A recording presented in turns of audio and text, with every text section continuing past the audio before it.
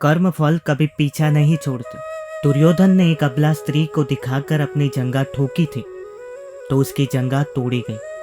दुशासन ने छाती ठोकी तो उसकी छाती फाड़ दी गई।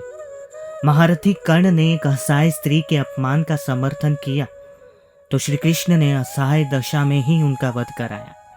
भीष्म ने यदि प्रतिज्ञा में बंध कर एक स्त्री के अपमान को देखने और सहन करने का पाप किया तो असंख्य तीरों में बींध कर अपने पूरे कुल को एक एक कर कर मरते हुए भी देखा।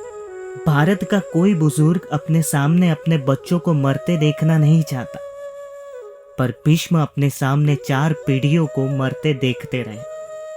जब तक सब देख नहीं लिया तब तक मर भी न सके। यही उनका दंड था।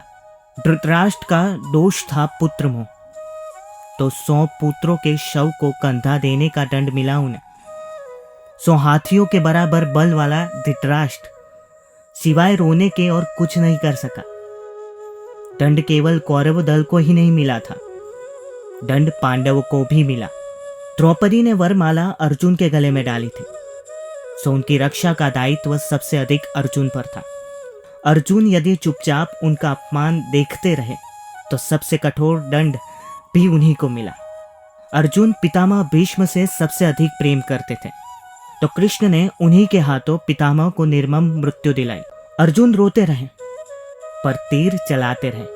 क्या लगता है, अपने ही हाथों अपने अभिभावकों भाइयों की हत्या करने की ग्लानि से अर्जुन कभी मुक्त हुए होंगे क्या?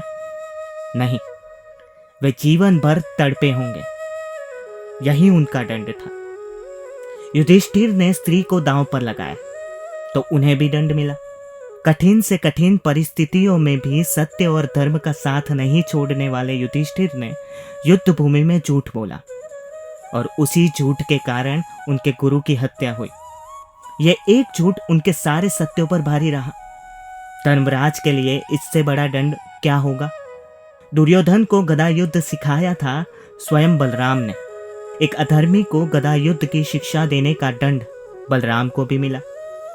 उनके सामने उनके प्रिय दुर्योधन का वध हुआ और वे चाहकर भी कुछ न कर सके। उस युग में 2 योद्धा ऐसे थे जो अकेले सबको दंड दे सकते थे, एक कृष्ण और एक महात्मा बर्बरिक। पर कृष्ण ने ऐसे कुकर्मियों के विरुद्ध शस्त्र उठाने तक से इनकार कर दिया था और बर्बरिक को युद्ध में उतरने से ही रोक दिया। लोग पूछते हैं कि बर्बरिक का वध क्यों हुआ? यदि बर्बरिक का वध नहीं हुआ होता तो द्रौपदी के अपराधियों को यथोचित दंड नहीं मिल पाता। कृष्ण युद्ध भूमि में विजय और पराजय तय करने के लिए नहीं उतरे थे। कृष्ण इन अपराधियों को दंड दिलाने के लिए ही कुरुक्षेत्र में उतरे थे। कुछ लोगों ने कर्ण का बड़ा महिमा मंडन किया है, पर सुनिए, कर्ण कितना भी बड़ा योद्धा क्यों न रहा हो, कितना भी बड़ा दानी क्यों न रहा हो, एक स्त्री के वस्त्र हरण में संयोग का पाप इतना बड़ा है कि उसके समक्ष सारे पुण्य छोटे पड़ जाएंगे। स्त्री कोई वस्तु नहीं है कि उसे दांव पर लगाया जाए। कृष्ण के युग में 2 स्त्रियों को बाल से पकड़कर घसीटा गया। देवकी के बाल पकड़े कंस ने और द्रौपदी के बाल पकड़े दुशासन ने। श्री कृष्ण ने स्वयं दोनों के अपराधियों का समूल नाश किया। किसी स्त्री के अपमान का दंड अपराधी के समूल नाश से ही पूरा होता है, भले वो अपराधी विश्व का सबसे शक्तिशाली व्यक्ति ही क्यों न हो। कर्म करते समय सदैव सचेत रहें, क्योंकि कर्म फल कभी पीछा नहीं छोड़ते।